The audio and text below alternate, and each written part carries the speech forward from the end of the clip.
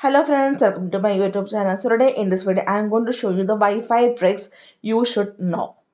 Simply go to settings and tap on the option connections. Now tap on the option Wi-Fi. It is already enabled and it is already connected to one device. Now simply I am going to disable the Wi-Fi. Again, I am going to turn on the Wi-Fi. Okay. Now just wait for a few seconds.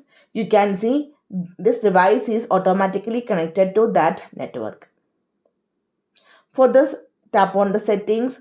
Then here you can see the option auto reconnect. This feature is enabled here. That's why it automatically reconnect whenever the Wi-Fi is enabled.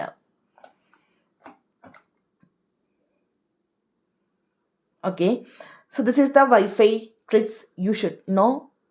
So hope you guys enjoyed this video. Thank you for watching. Thank you. Bye bye.